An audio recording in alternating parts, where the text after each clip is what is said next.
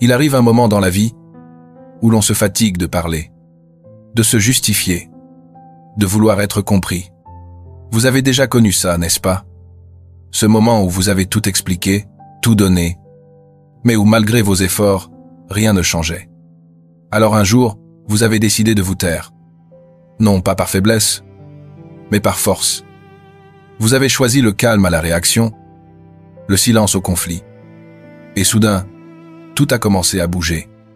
Non pas à l'extérieur, mais à l'intérieur de vous. Ce silence, d'abord lourd, est devenu un refuge. Un abri. Puis peu à peu, une puissance.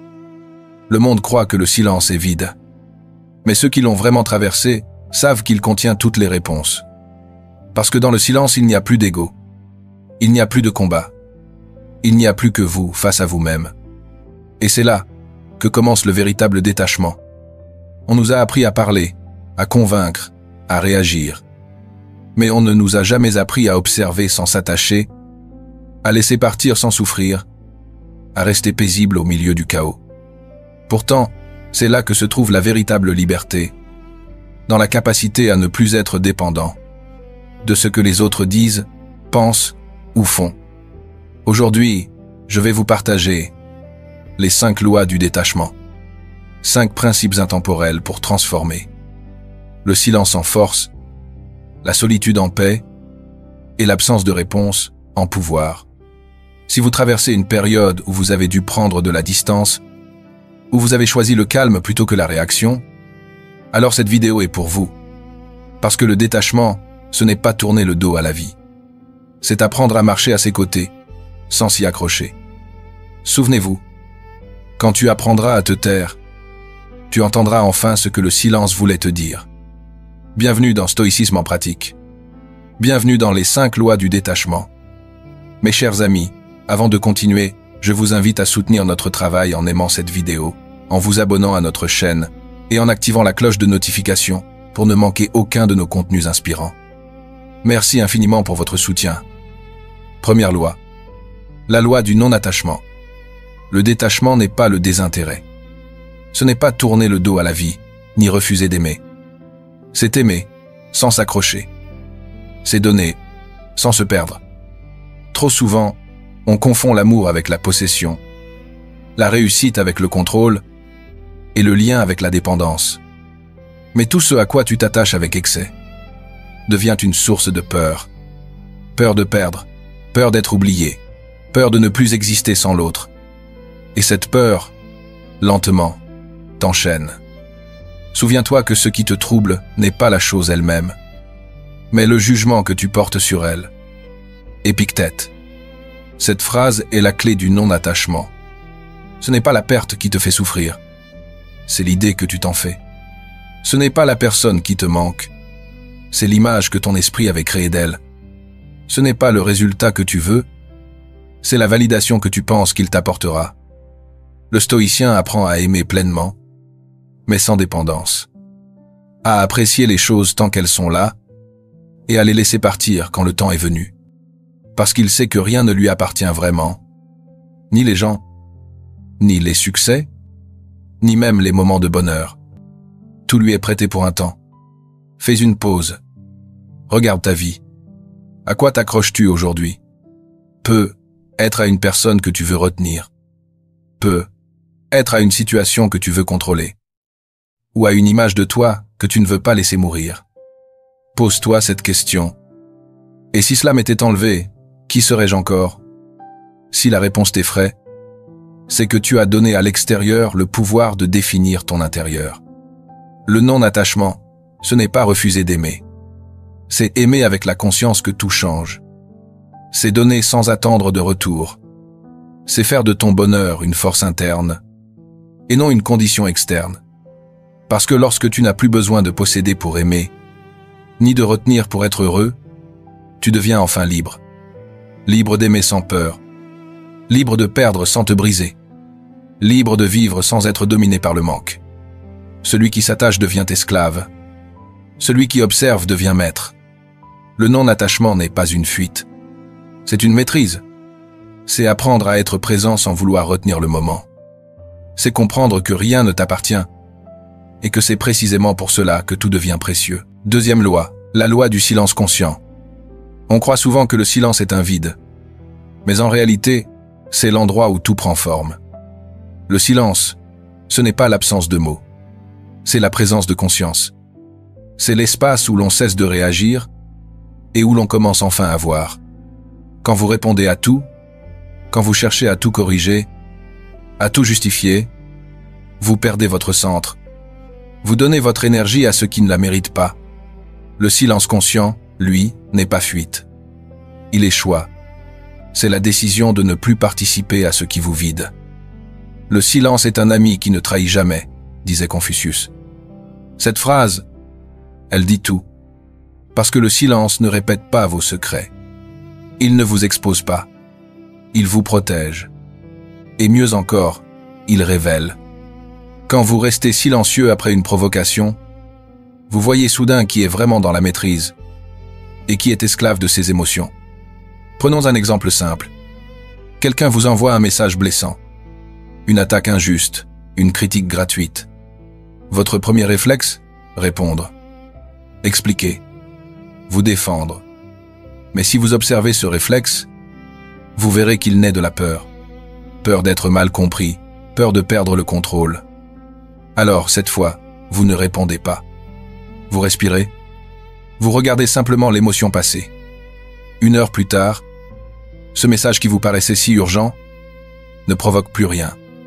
Le silence a fait son travail. Vous venez de briser le cycle de contrôle. Parce que celui qui garde le silence reprend le pouvoir de choisir sa réponse, au lieu de simplement réagir. Dans la philosophie stoïcienne, le silence n'est pas faiblesse, il est discipline de l'âme. Marc Aurèle disait que ce n'est pas ce qu'on te dit qui te trouble, mais la manière dont tu choisis d'y répondre. Le silence conscient, c'est justement cela. Choisir de ne plus alimenter le bruit du monde. C'est rester calme au milieu des tempêtes, parce que vous savez que votre paix intérieure vaut plus qu'une victoire verbale. Chaque fois que vous gardez le silence, vous construisez une forteresse invisible. Et plus cette forteresse se renforce, moins rien ni personne ne peut vous atteindre. Alors, la prochaine fois que quelqu'un vous provoque, que le chaos frappe à votre porte, rappelez-vous ceci. Vous n'avez pas besoin de répondre à tout. Vous avez seulement besoin de rester aligné. Le silence conscient, c'est l'art de dire « Je choisis ma paix avant ton chaos ». Troisième loi, la loi du lâcher-prise. Le lâcher-prise n'est pas une faiblesse, c'est une sagesse profonde. C'est ce moment où tu cesses de résister à la vie, où tu comprends que certaines choses ne dépendent pas de toi, et que lutter contre elles, c'est t'épuiser inutilement. On croit souvent que lâcher, c'est abandonner. Mais non.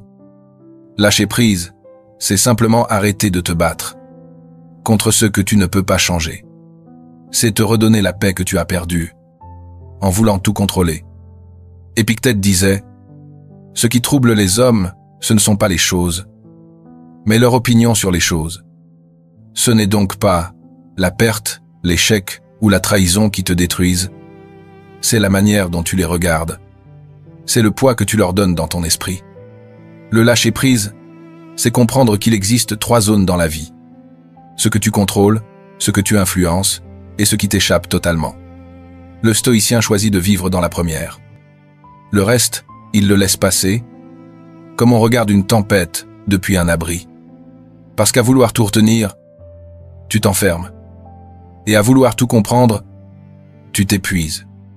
Tu crois que tu tiens le fil de ta vie, mais c'est lui qui te serre autour du cou. Lâcher prise, c'est dire « Je ne suis plus esclave du résultat.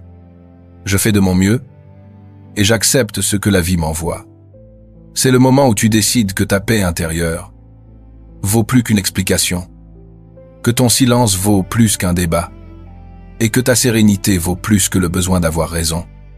Imagine, tu perds une relation, un emploi, une opportunité. Tu rages, tu analyses, tu te demandes pourquoi. Puis un jour, tu respires profondément et tu dis simplement « Merci. Merci pour l'expérience. Merci pour la leçon. Merci même si je ne comprends pas encore tout.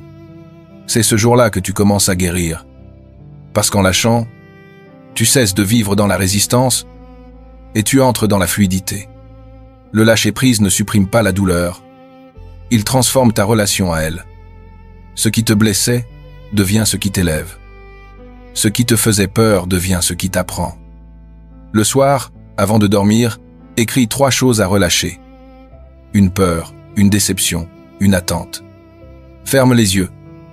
Visualise-les s'éloigner comme des vagues qui retournent à la mer. Ne retiens rien.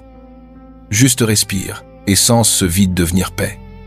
Marc Aurèle disait « Accueille ce qui t'arrive, car rien ne t'arrive qui ne soit fait pour toi. Tout ce que tu perds ne t'était pas destiné. Et tout ce que tu lâches, fais de la place pour ce qui te correspond vraiment. » Le lâcher-prise, c'est la confiance absolue. Que la vie sait mieux que toi. Ce qu'il est temps de laisser partir. Alors, relâche. Respire. Et avance plus léger. Car parfois, ce que tu tiens trop fort est exactement ce qui t'empêche d'être libre. 4e loi. La loi du recentrage intérieur. Le détachement n'est pas une fuite. Ce n'est pas fuir le monde, ni ignorer les autres. C'est un retour profond vers toi-même. Quand tu cesses de courir après ce que tu ne contrôles pas, tu découvres quelque chose d'extraordinaire. Le seul espace vraiment paisible au monde est celui qui existe à l'intérieur de toi. Nous vivons souvent tournés vers l'extérieur, vers les opinions, les regards, les attentes. Nous cherchons à plaire, à convaincre, à être compris. Mais plus tu te perds dans ce vacarme, plus tu t'éloignes de ton centre. Le recentrage intérieur, c'est ce moment où tu dis « Je ne veux plus être partout, je veux juste être là. » Là, dans le silence, dans ta respiration, dans la présence pure de ce que tu ressens, sans masque, sans rôle. Marc Aurèle écrivait « L'homme tranquille est celui qui a trouvé son royaume intérieur. Ce royaume, personne ne peut te le donner, ni te le prendre. Il ne dépend d'aucune circonstance extérieure. Tu peux être au milieu du chaos et rester calme à l'intérieur. Parce que ton calme ne vient plus du monde, il vient de ta maîtrise du monde. Le recentrage, c'est une pratique. Chaque jour, le monde essaiera de t'en éloigner. Les notifications, les urgences, les drames des autres. Mais à chaque fois que tu fermes les yeux, que tu respires lentement, que tu choisis de ne pas réagir, tu reprends le pouvoir. Le silence devient alors une méditation. Il n'est plus vide. Il est plein de toi. C'est dans ce silence que tes pensées se déposent, que tes émotions se clarifient et que tu retrouves ton axe. Pratique la méditation stoïcienne du matin. Avant même de toucher ton téléphone, dis-toi simplement « Aujourd'hui, je ne chercherai pas à convaincre, mais à comprendre. » Ce simple engagement change toute ta journée. Tu cesses de vouloir avoir raison. Tu cesses de vouloir que tout le monde te voie. Tu choisis simplement d'être en paix. Offre-toi aussi des moments de solitude nourrissante. Une marche, sans musique. Une lecture silencieuse. Quelques minutes de respiration consciente.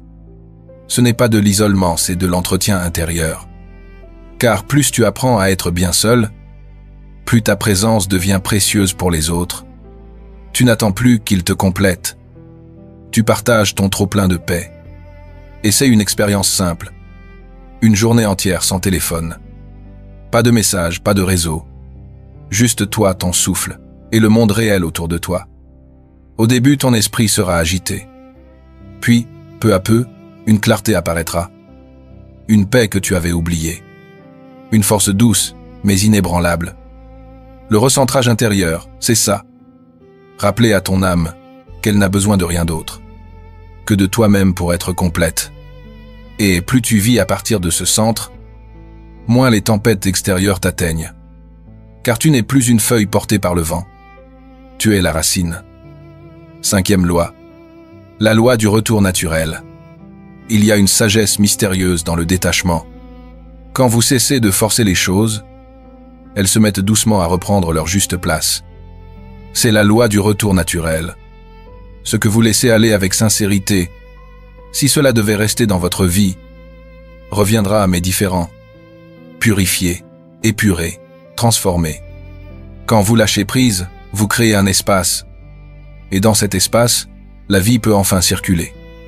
Tant que vous vous agrippez à ce qui s'éloigne, vous empêchez l'univers de vous apporter ce qui doit venir. Le stoïcisme enseigne cela avec humilité. Ne cherche pas à retenir ce qui n'est pas sous ton contrôle. Car tout ce qui t'appartient vraiment, d'une manière ou d'une autre, trouvera le chemin du retour. Ce que tu poursuis te fuit. Ce que tu laisses venir te trouve. Cette phrase est un condensé de sagesse. Elle parle d'énergie, de paix, mais aussi de confiance. Quand tu poursuis quelque chose, tu dis à la vie « Je ne l'ai pas ». Mais quand tu le laisses venir, tu dis « Je sais que ce qui m'est destiné me trouvera ». Le détachement crée le respect parce qu'il montre que tu n'as pas besoin de prouver ta valeur. Tu n'as rien à mendier, rien à forcer. Ton calme devient magnétique. Ton silence devient un message. Et ceux qui t'avaient ignoré commencent à écouter. Pense à cette situation. Tu as cessé d'expliquer, de justifier, de convaincre. Tu n'as plus cherché à être compris. Tu as choisi la paix. Et, sans que tu t'y attendes, ceux qui t'avaient blessé reviennent, attirés non pas par ta douleur, mais par ta force tranquille.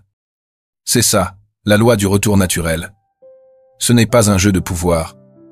Ce n'est pas une stratégie pour faire revenir quelqu'un. C'est une posture intérieure, une confiance profonde dans le rythme de la vie. Quand tu ne cours plus après, tu montres que tu n'es plus dans le manque. Et c'est précisément à ce moment-là que l'univers comble ce vide à sa manière. Le silence agite à ta place. Il révèle les intentions. Il filtre les relations. Il attire ce qui vibre à ta fréquence.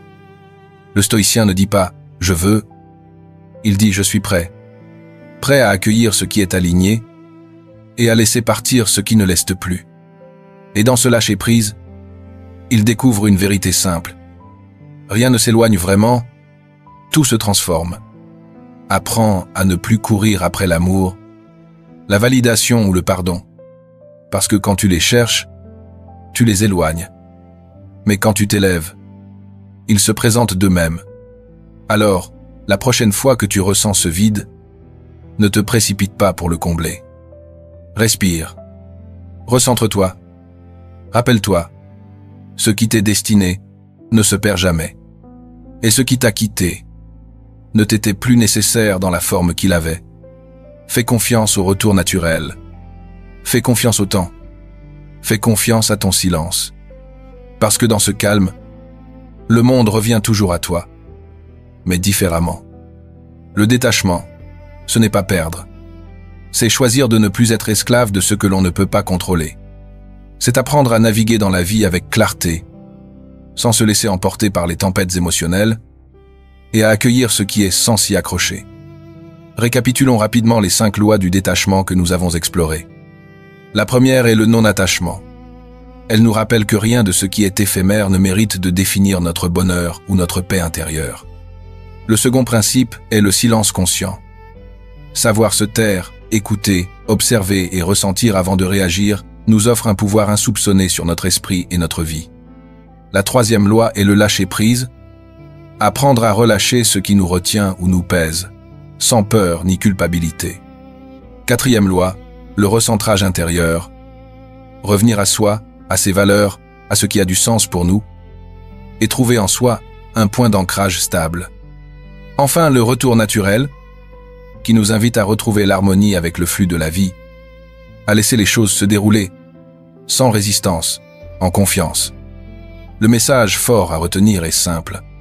Quand vous apprenez à vous taire, la vie commence enfin à parler. Le silence n'est jamais vide. Il est rempli de possibilités, de compréhension, de force et de clarté. Dans le silence, nous découvrons ce qui compte vraiment et ce que nous pouvons laisser aller. À présent, j'aimerais que vous preniez un instant pour vous poser cette question. Laquelle de ces 5 lois du détachement résonne le plus avec vous aujourd'hui? Écrivez-le en commentaire. Réfléchissez à ce que vous pouvez lâcher, à ce sur quoi vous pouvez vous recentrer, et à la manière dont vous pouvez cultiver plus de paix et de force dans votre vie. N'oubliez jamais, La paix n'est pas une fuite, c'est une force. Si ce message vous parle et que vous souhaitez continuer à explorer ces pratiques, abonnez-vous à Stoïcisme en pratique.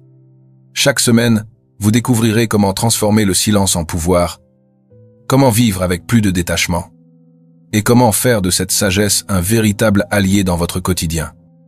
Le détachement n'est pas un renoncement, c'est un choix conscient.